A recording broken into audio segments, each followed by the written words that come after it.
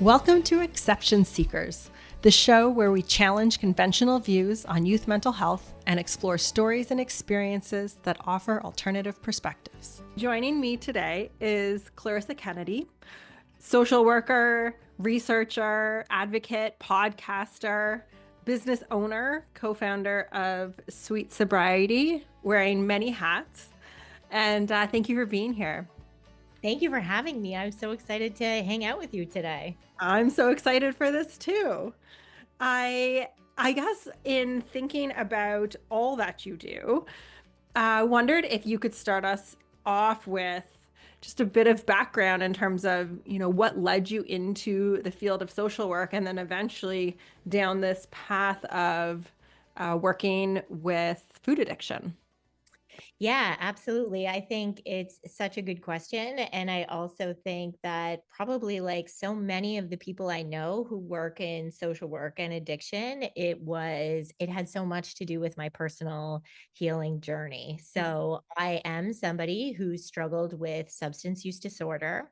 And so it became my second career. I wanted to understand, how does addiction work? How Mhm. does mental health operate? Because I was somebody with it. And I felt like understanding it would help me understand myself. But the Mhm. beauty of it was I never knew how much joy it would bring me to help others heal from it as well. And so part of my healing journey was going to treatment 3 times for alcohol use disorder. And at my last treatment center, by this time, I'm already a social worker. I'm working in the field. I have like Okay. long periods of abstinence and recovery. But it's for some reason, it keeps showing up. And I haven't really put all the pieces together, but I'm always exploring. And so at my final treatment center, I was fortunate enough to run into Dr. Vera Tarman, who wrote the book Food Junkies. We now have a podcast together based on it. And she was doing my intake, and I gave her, I think I was like 36 when I was there. And I did my whole intake with her. She was at the computer typing and she just stopped. She turned and she's like, "Have you ever heard of food addiction? Because everything you're Mm, telling me is leaning into this." So she gave me her book. interesting. I started, reading Mm, about it, and it was like I finally felt seen. And wow. and then I knew this was something I had to pursue. So I immediately went to Iceland, did some training in it, and yeah, came back and opened a private practice. And so Okay. because what happened for me is when I healed my addiction to food, or we call it ultra processed food use disorder, my Mhm. symptoms of alcohol use disorder went away. And that blew my. Interesting. Yeah. And understanding now how like co-addictions occur, of Mhm. course, that makes sense. But Right. at the time, it was the missing piece. And I'd been working in the field of addictions for so long. I would see all my clients go off alcohol. And then, you go to an AA meeting, what's there? Donuts, coffee, cigarettes. It's like, Right. it's just kind of the nature of it. Yeah. Same with opiates or any of like the other substances that people were on. They would go off it and they would always go to food. So Right. it was food there originally, and then they switched to another substance. Hard to know. Mm, But it was a missing piece in my healing journey, and I knew it yeah. had to be for others. Yes. What an interesting crossing of paths. Hey, like Yeah, how sort of one conversation with somebody can just spark such a journey. right. Right. Yes. So you took a course in Iceland. Why Iceland? Because it was the only course that Okay. existed. So Okay. food addiction, Mhm. not yet recognized. And so I'm currently on the team working to get it recognized as what we believe we'll call it is ultra processed food use disorder. But Okay. because, it is not necessarily something that I'm using air quotes exists, there's Yes. not a lot of training in it, which, for me was I was just like, I just need to figure out how to get certified in it. And Yeah. then because I already had probably 12 plus years of working in the substance use disorder field, I then applied my own knowledge to Right. food addiction. So taking that substance use knowledge and applying it to treatment for food use disorder, which had never been done before, Right. really was like the game changer when we're like, okay, now we're seeing people get better. So Iceland was where I healed myself. I should include this. So I went there thinking I was training. And what happened Okay. was we had to eat the same way as all of the clients who were attending. And I recognized at that moment, I was still restricting. I was not eating enough. I hadn't eaten fat from like 18 to 35. So being in that program for Mm-hmm. 5 days and just accepting that I was going to do whatever everyone else was going to do was Right. really for me. The brain fog left, the lights came on, and I still, because I was also someone who struggled with, bulimia, it was more food than I had eaten in a long time, but I also knew I didn't have the option to maybe do Right. a compensatory behavior. And after the 5 days, everything had shifted so much for me that I was like, this is what I have to do. You mentioned you're part of a team looking to ultra processed food disorder. Yes. Tell me a bit about like why you see that being an important piece in having it recognized as a disorder. Like, yeah, why is that important? Why is that of interest? Yeah, I think there's so many reasons. First of all, like the stigma around it, I think Okay. is so critical. I think education and intervention is critical. Mm, The main thing is that right now, treatment for it doesn't exist because it's, not necessarily something that is recognized. And so, what that means is that a lot of people end up in eating disorder treatment, and it can actually create harm and make it worse. So, I think the biggest thing is that it would finally be covered by insurance. mhm, Access to care is the mm, biggest barrier in addiction recovery. So, mhm. lots of like 12-step groups out there like OA and FA. So, food addiction's been around for a long time, but the research in the science and the neuroscience about it has not. It's mostly like in the last 5 years, there's been a huge shift of Right, acceptance, which is really, really exciting. But again, with something like addiction, we don't have a cure. We don't have like right. evidence-based treatment. And so having it recognized would also create funding to determine what is a best practice for food addiction. Yes. Molly and I are really excited to be part of this team. We have a paper that actually came out yesterday. Oh, And congratulations. yes, thank you. It talks about a 12-month intervention we did with Mm, clients. So we took about 150 people and okay. like Team North America. We took 100 Yeah. people through a 10-week intervention where we had them identify and remove foods that acted as a substance for them. And so Okay.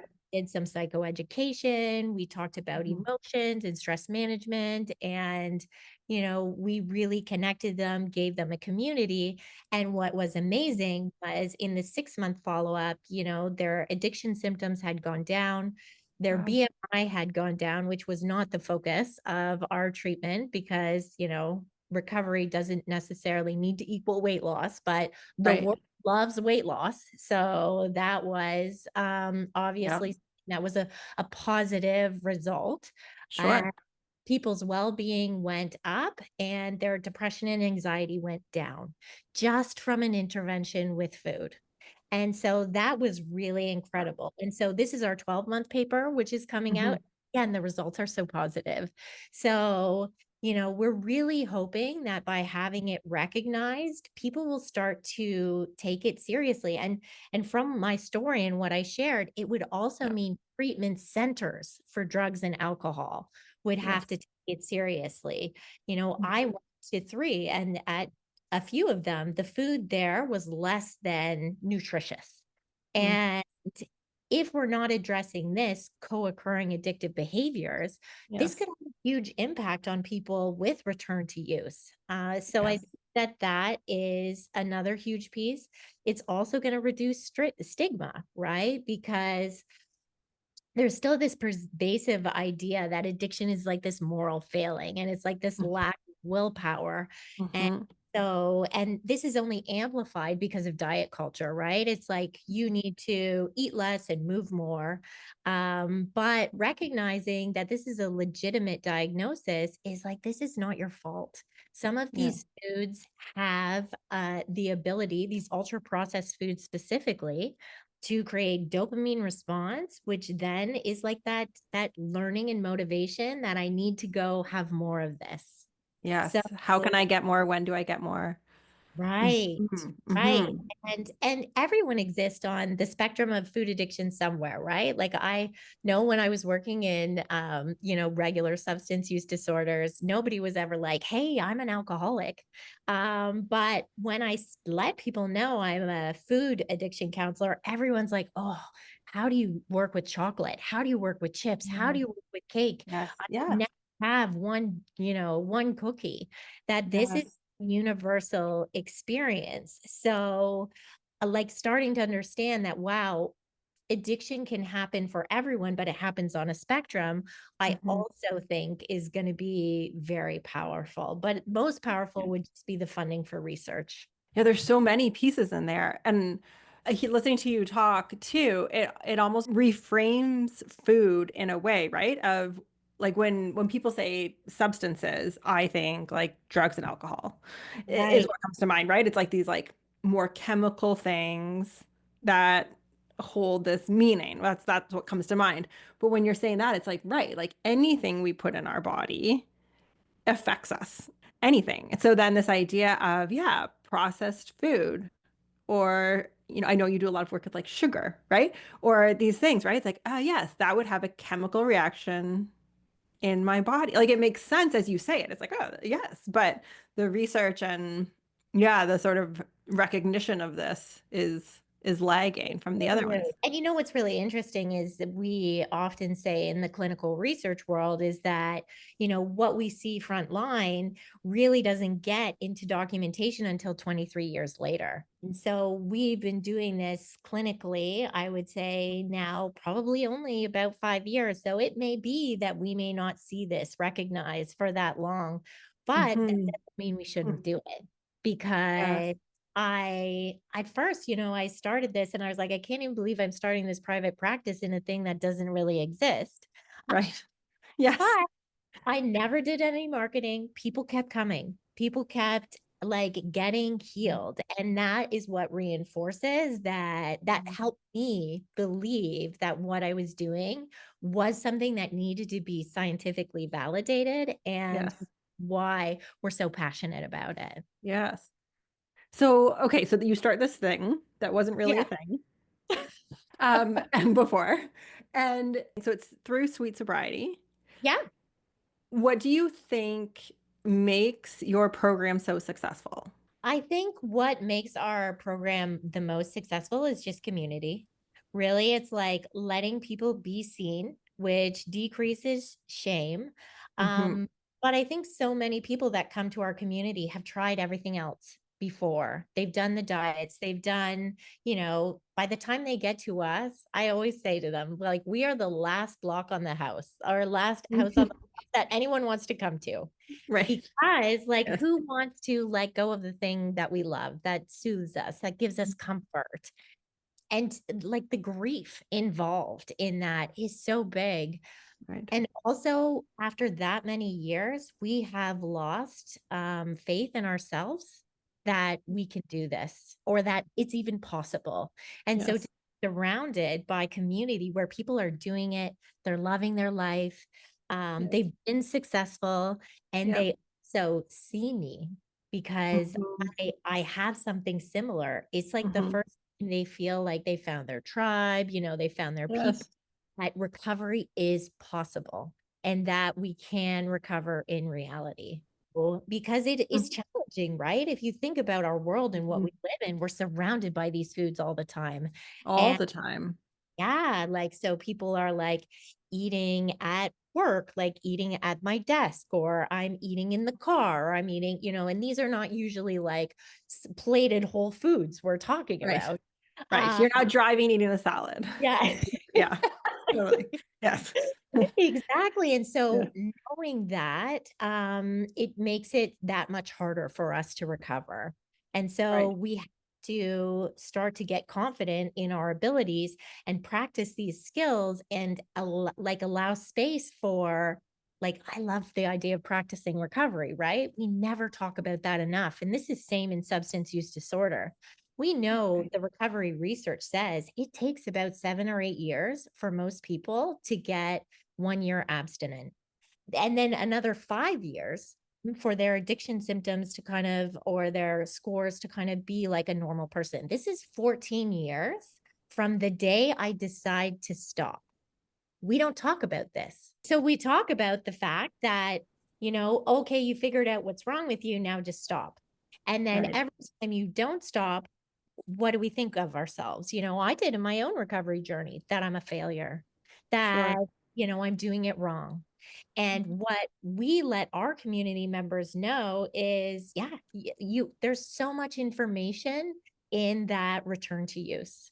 If you Mm. pick up that food again, what was going on? Let's learn and grow from this. And then that's going to help you in this journey so you don't do it Right. again. How can you love yourself into recovery rather than beat yourself up? Mhm. Because self compassion is such a key healing factor. And we know this throughout the self compassion research, but it's always, I like to say when this happens, a lot of people go to that immediate place where it's like, I screwed up, I'm stupid, I'm never going to figure it out. And that's very like shuts us down. Self compassion lets us get curious and Mm. says, I wonder why that happened. And when I stay in that space, I can see, oh, I didn't sleep well. I'm not feeling good. I, was vulnerable Mhm. to Mhm. the return to use. And so, of course, that happened. And so that's okay because I know what to do, how to get back on track. Look at food use disorder or ultra processed food use disorder. We're looking at an addiction factor of something similar to like caffeine and nicotine, not heroin, not, Yes. you Yes. know, Okay. Yeah. amphetamines. Mhm.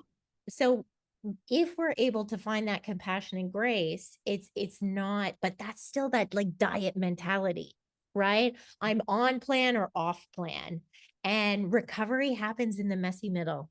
I like that there's a more gentle perspective to that. I made a choice that maybe I wish I hadn't. And yes, instead of the shame and the beat down, yeah, wondering why and then changing. Right. As you were talking, you were talking about recovery. Yep. And I'm curious, thinking of people who might be listening, let's say, who are wondering if, like, I don't know, do I have an addiction to some ultra processed food? Or, what would that mean? Or how would I even exist in life with a complete abstinence from certain things? Like that can feel probably really hard. Yeah. Um, Restrictive, scary, terrifying, all of the Yes, all of the things. I guess I was thinking of like two questions. How would I know that I might have a food addiction?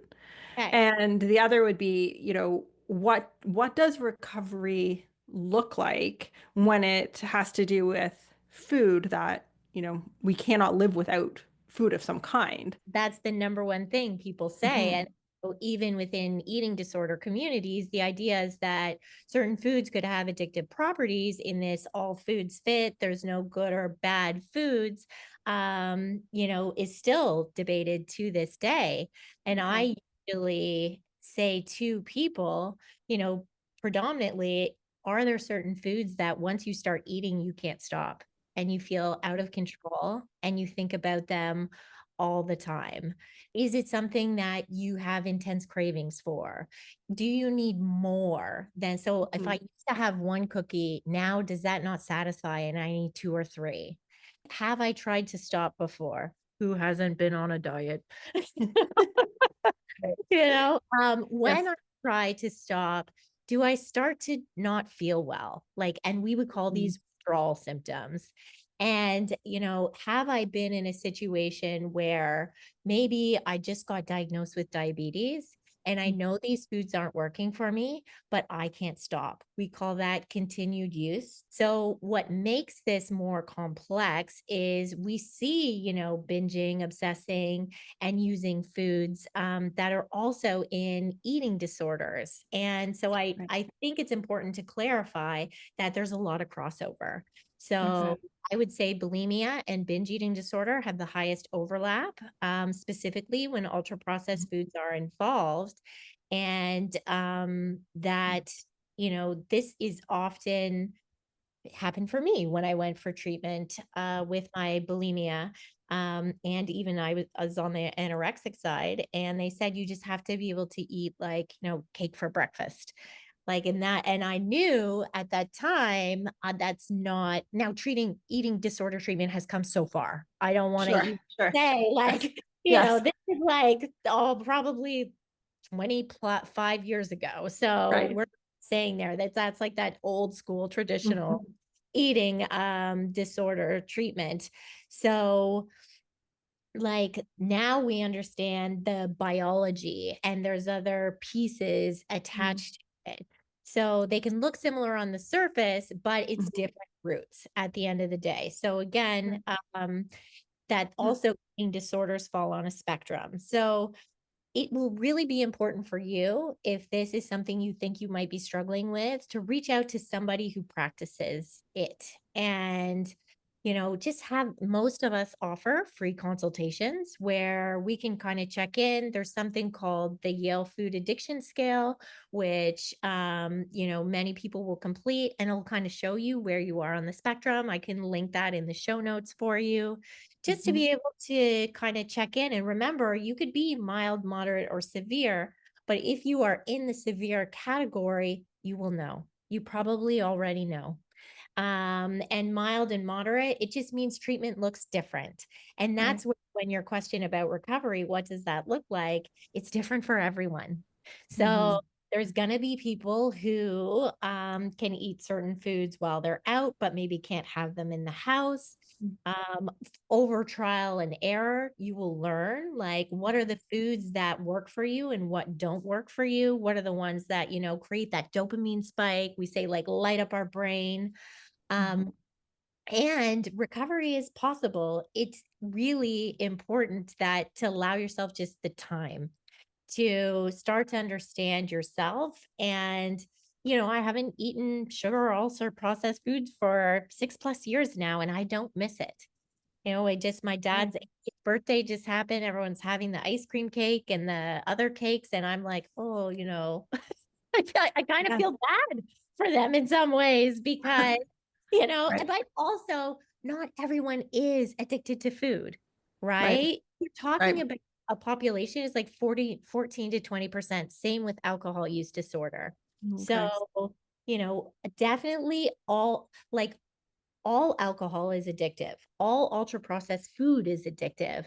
But what makes me someone who Right. might be more vulnerable is a genetic predisposition. So maybe some, like, in the lineage of my family, somebody had alcohol use disorder or a substance use disorder. Maybe somebody had diabetes. This genetic predisposition sometimes can pack a powerful punch of up to almost 50%. And Wow. then it is, so it's biological, it's psychological, it's Mhm. physiological, and we Mhm. don't say it's spiritual, and it's social. So if I was also raised in an environment surrounded by ultra processed foods, exposure at an early age is also likely going to potentially set me up where I am going to be more vulnerable to Mhm. ultra processed food addiction later on in life. And what we are finding too is people who have been on these like restrictive diets, kind of when we get really restrictive and we stop eating regular foods, then the ultra processed foods are much more rewarding, and because they're so highly energy dense, Mm-hmm. they we lean towards them and we go for them. Mm-hmm. And so that can really amplify the reward loop circuit. So Right. it's really about starting to create some loving structure around your relationship with food. So making sure you're sitting down eating 3 meals a day, Mm-hmm. um, making sure that those meals are balanced, right? So we're looking at healthy fats, proteins, and carbohydrates, not Mm-hmm. not the refined carbohydrates as much, but it may just be like, oh, I'm gonna have like a Greek yogurt and berries, or eggs and bacon, which a lot of people are like, oh my gosh, saturated fat, but it's that's a whole nother podcast. Right. Uh, Yes. there's Go. just so many options available, but it's Mm-hmm. starting to just assess your relationship with food and starting slowly and knowing that these changes take time and allowing yourself that time.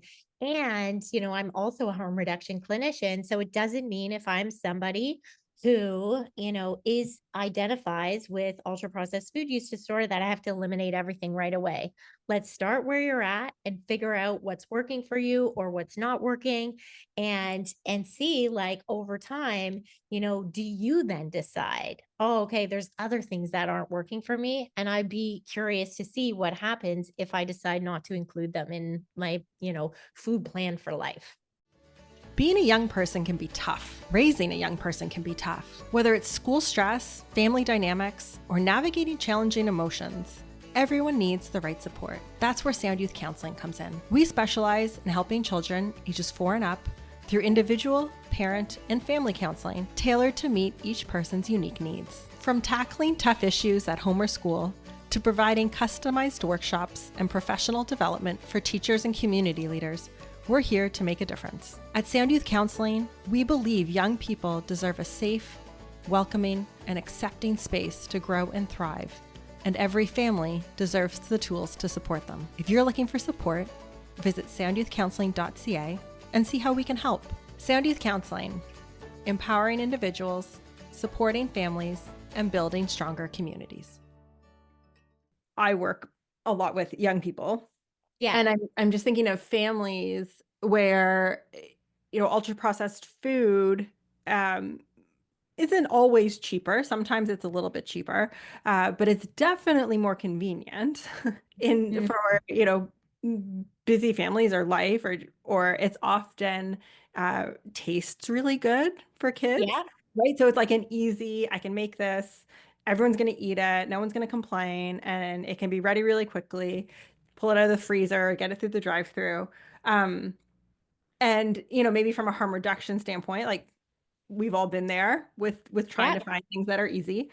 If parents though are listening and thinking, okay, if I want to maybe explore this or just be mindful of what I'm feeding, starting to be more mindful or just intentional with what I'm feeding my children, are there like definitely like if you're going to do it, try these ones or things to keep in mind? Like of is there a way to like just explore it without feeling guilt or shame around, oh my Yeah. gosh, I'm like feeding my children this, Parents right? already Because have that, like right? they I'm already doing have, it all that's just wrong. it. Yeah, Yes, everyone's got to figure it out except me. And yeah, exactly. Yes.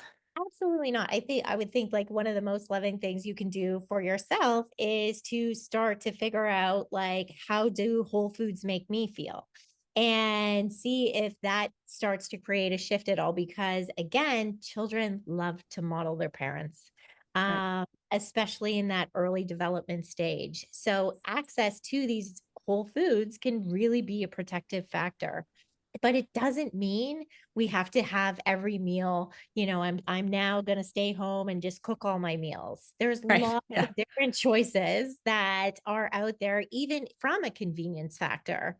It may be like, okay, can I go pick up a rotisserie chicken and like some pre-made vegetables or something at like the grocery store? It's not that I'm saying kids should never have snacks either, but can we be mindful about what that looks like? Is my child just snacking all day throughout the day? Probably not the most loving choice for them.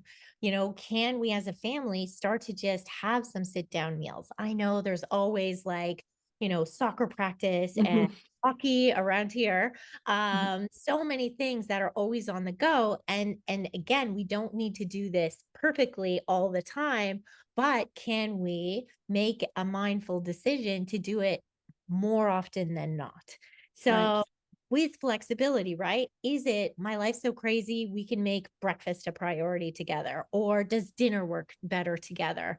And Hmm. starting to really actually include your kids in on some of the choices for the foods they're making of whole foods. It doesn't necessarily mean like if you offer any kid McDonald's over like a nice home cooked meal, we know what's going to go on. But as parents, it is our responsibility to protect our children. Looking at what I'm able to like give my kid for lunch. Could I pick just like add in some fruit instead of focusing on taking away? Let's focusing on adding in. Oh, I Uh, like that idea. I Hmm. think that is a great place to start because Hmm. it's like the more foods you're exposing your kids to, the more that you are enhancing their palate. And Yes. and and that's really what like culinary exploration is all about. And but I also understand that sometimes we have difficult kids and any food is better than no food. So I'm always on board Yes. with with that for the parent who has the difficult child. It's Yeah. challenging. It's challenging in this environment, but Hmm. we can say, you know what? Is it really a loving choice to keep some of these foods in the house? Because I always say in the house, in our mouth. Or is this something we just have as a special occasion? Hmm. Also, you can check in with your kids when they eat some of these foods. Many will like have that kind of like really, really high and they get excited and then they feel really, really low and then they don't feel so good. So just getting them to tune in to how these foods affect them. How does it make you feel? Yes. How do you feel after? When are you hungry? Again, because we know whole foods actually have a satiation factor and, they give Mhm. us energy that's long term, not that Yes. kind of quick burst. But yeah, it's incredibly challenging as a parent. Yeah. But if you are a parent that struggles with food addiction, I would say look after yourself first and, just by, organically, it will start to take care of your family because people see Yes. what you're doing, they see the change in you, and they're like, wow, this is amazing. Uh, Hmm. you don't really have to go around and preach what you're doing because most people aren't ready for that. But it's very highly effective when people see the change in you. They are inspired to kind of move towards whatever you're doing and they'll get curious and they'll ask you about it.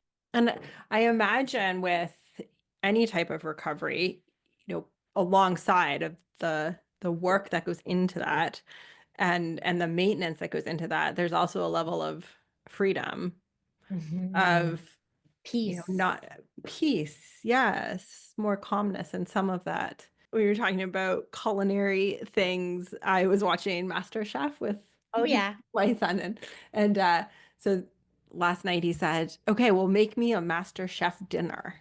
And he's like, "And I'll critique it." And I thought, "Oh my gosh," because it's not really I'm not much of a cook. But he sat there and kind of he's like, this red pepper has a good level of crunch." Like, oh my goodness. I love it. But so maybe there's like some games in there too, that you can to find and make it fun and explore. And I one of the questions I was really excited to ask you was around this idea of exception seeking.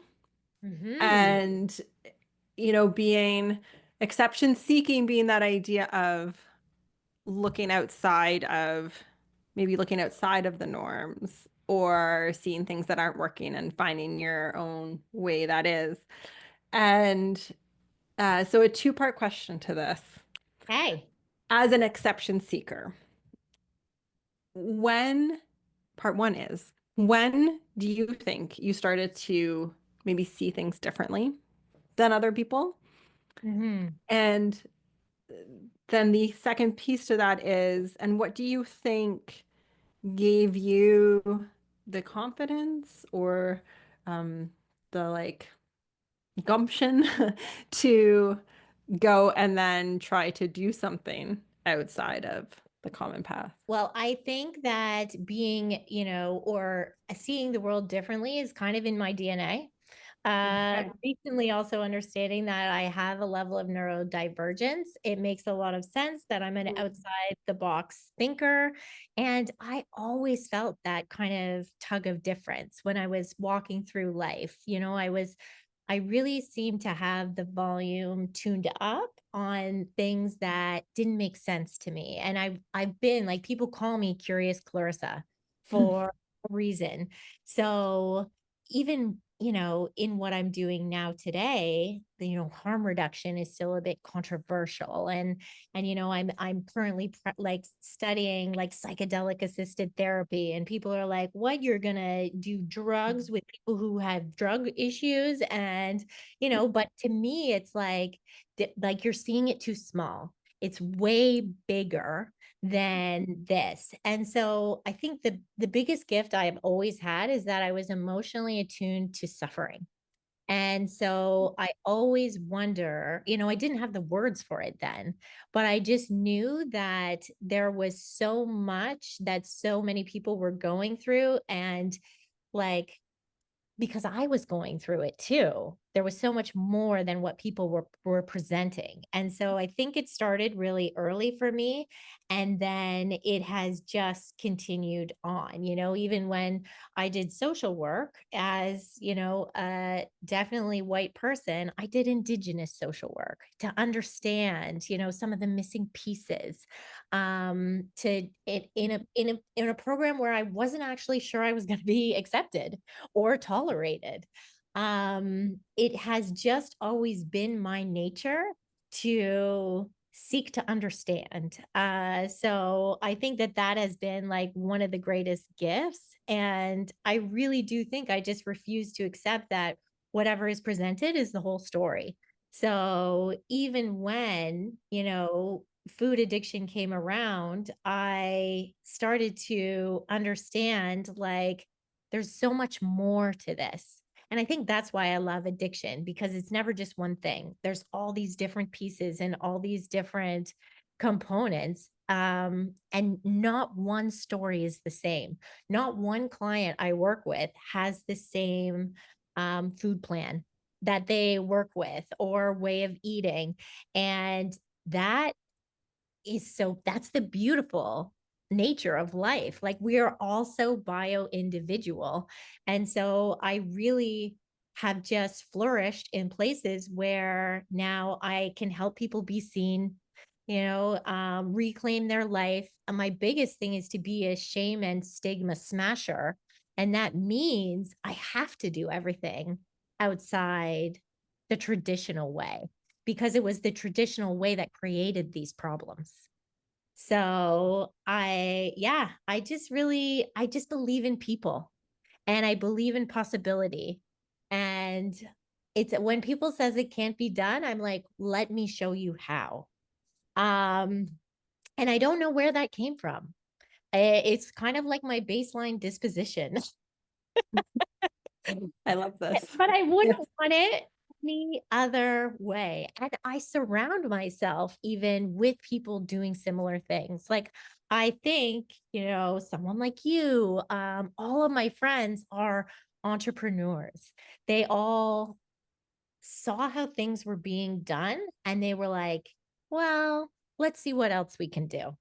And that is, I think that that's incredible and contagious. And so I will always encourage people to love and accept themselves, but that anything is possible, really, at the end of the day, because I never for 1 second thought I would be in this place I am today, living this beautiful life when I struggled for so long with so many things. And knowing that just lets me also know that everyone has this in them, most people.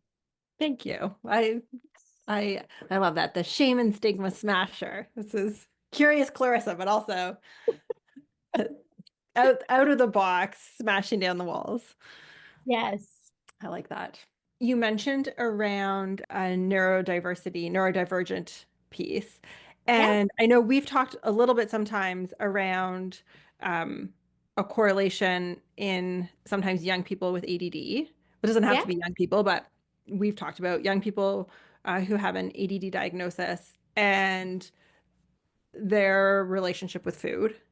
Mhm. And that's not to say if you have ADD, you're going to have a food addiction or disordered eating or something. Like they're Right. not causative, but you've Right. found a Makes you correlation. Yeah, yes. and I wondered if you could just mention that from the perspective of if someone's listening and maybe they have a child who does, are there things they should watch for, just be aware of to understand where that correlation comes, or where that is correlation the right word for that, where Yeah. that Yeah, connection comes from absolutely. I would sometimes? say vulnerability comes from. Vulnerability. Thank you. Okay.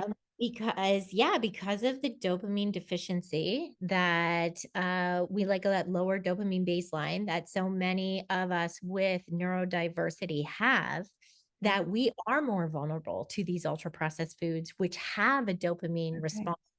We also have more impulsive behaviors Mm, because we don't have GABA, which is, I like to think of as the brakes in the brain. And so that means, we will have more. When we talk about addiction, people say that dopamine is the molecule of more.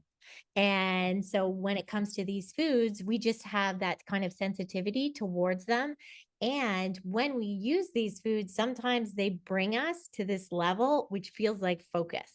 Right. mm, So I was fortunate enough on our podcast to interview an amazing doctor in this. And he specifically works with ADHD and eating disorders. And that episode changed my life because he okay. explained all of my early relationship with food. Even the bulimia, the purging has a very grounding aspect to it where then I could like focus and concentrate. My level of dysregulation on a normal basis was, um, medicated with some of these foods. And Mm, so that's where I had that propensity towards them. He even stated that we have this like ability to consume things that are sweeter than most people can tolerate, whereas they would be like, oh, that's too sweet, how can you have that? And we're like, this, I don't understand, this is perfect. So they think that the way the brain processes even sugar and glucose is different. And this okay. is all still really new information that's coming out, but it's being studied. And that's what's exciting. So definitely, I would say if I look at my client caseload, over 50% have neurodiversity on some level, are on that spectrum. And so that is a vulnerability that again, I hope brings compassion instead of Hmm. shame, to say, oh, of course this makes sense. Yes. That this is something that I struggle with more. So knowing that I struggle with this more, how do I take care of myself around this? What does that look like? And for me, that means because I know about my impulsivity, it's like, I'm just not going to keep those kind of foods in my house. Hmm. Because then, that actually brings me peace. For me, they showed up as a bully. And so, would I ever invite a bully into my house to just like taunt me all no night? Thank you. Right. So it actually gives me safety to like and peace to not have these foods around me. And that's okay, right? It's like it doesn't mean there's something wrong with me. It means that what I'm doing is really right for me. Mm-hmm. I love that visualization too of a bully. It's like, yeah, no, you wouldn't. There's the compassionate piece of safety of your boundary. Yes. Right. I love Right. that. Okay, a vulnerability. I'll remember that one. Yes. And this is on the Food Junkies podcast that you had this Yes, guest? I'll link the episode. Okay. So you can Yes. put that in the show notes. His name is Roberto Oliviar. I even messed up his name, Oliviar Dia or something like that. Uh, Okay. but he is incredible. Yes. And I know that this is where another area where more research is needed. Oh, wonderful. Yes, because even listening to you like talk about it there, it's like, oh, okay, now I need to go listen to the podcast. So Yeah. that's so great. All right. Well, Clarissa, thank you for your time. As always, I love hearing your passion and your ideas and the curious way you look at things. Yeah. And so, if people are interested in connecting more with you, we'll have links for you and your podcasts and all the things that you do, conferences that you run, Yeah. all these different pieces. And I'll look forward to seeing where the research goes in Me too. with the ultra processed food piece. Hmm. Well, thank you so Yeah. much for having me. And I have loved every second of this conversation with you, like I always do. Thanks. I hope you enjoyed that conversation with Clarissa as much as I did. And there were so many pieces in there that I will continue to think about.